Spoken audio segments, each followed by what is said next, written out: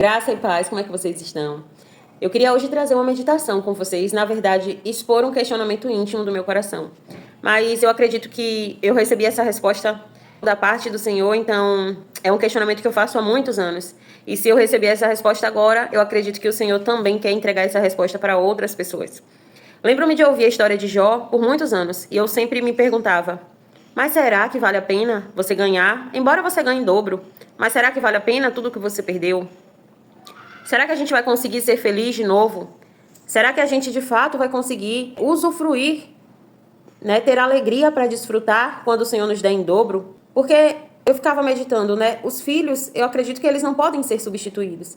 Será que você não vai estar sempre vivendo ali o presente, mas olhando para o passado, pensando no que você perdeu? Será que a gente de fato vai conseguir desfrutar da alegria, da felicidade, do contentamento, de tudo aquilo que Deus vai nos dar quando Ele nos abençoar novamente, se assim for da tua vontade? E eu meditei por muito tempo sobre isso na história de Jó.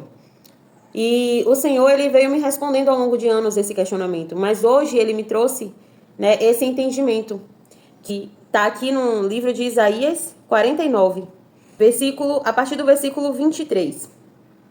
No finalzinho do versículo 23, ele diz assim: então vocês ficarão sabendo que eu sou o Senhor, e que os que confiam em mim nunca ficam desiludidos. Será que alguém pode tirar de um soldado as coisas que ele carrega depois da batalha?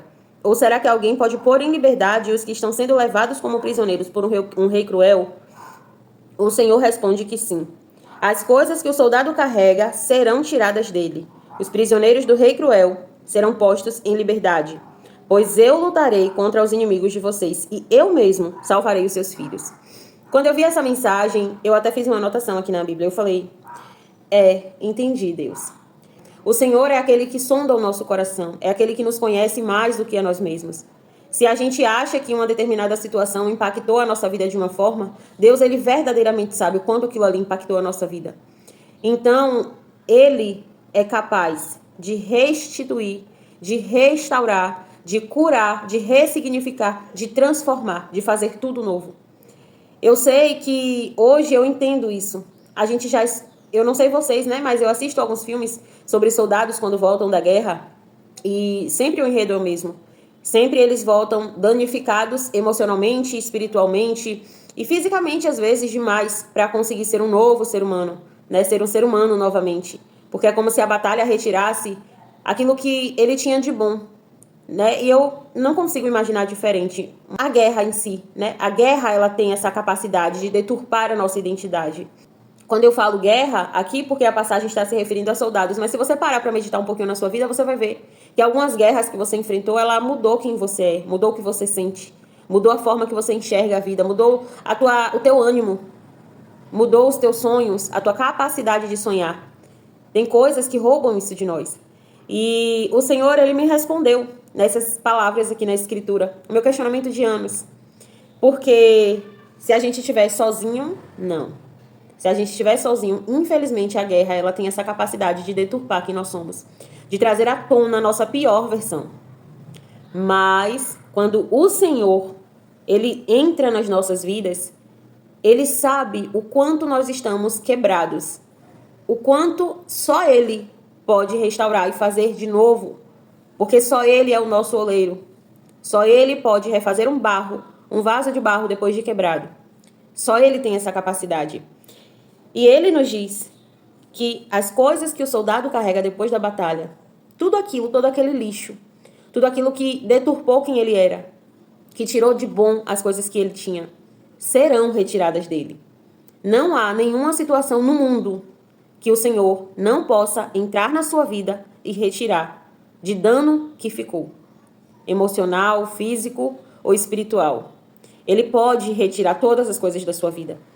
Ele pode pôr em liberdade as pessoas que estão prisioneiras, cativas, seja de vício, seja de dores, eu não sei, mas Ele tem poder para isso. E Ele diz que Ele mesmo lutará. Essa batalha não é nossa, não demanda da nossa força. Quando a gente chega nesse nível de exaustão, é só o Senhor que pode lutar por nós. E Ele vai lutar contra os nossos inimigos, e Ele ainda diz mais: e eu mesmo salvarei os seus filhos. Aqui ele está fazendo uma referência para Jerusalém, mas se a gente pegar para a nossa vida, a gente vai ver que ele está elevando essa promessa para a nossa geração, para a nossa descendência. Porque quando o Senhor ele entra na nossa história para refazer tudo de novo, refazer tudo novo, né, para nos dar imensamente mais do que aquilo que a gente pode ousar a sonhar, quando ele entra para restituir aquilo que foi roubado, perdido, quando ele entra, assim como ele entrou na vida de Jó, para dar porção dobrada, ele arranca tudo o que aquela guerra, o que aquele deserto, o que aquela dor trouxe. Ele faz tudo novo, ele põe coisas novas, coisas que às vezes a gente nem sabia que a gente poderia sentir. De fato, ele coloca um novo sorriso da nossa boca.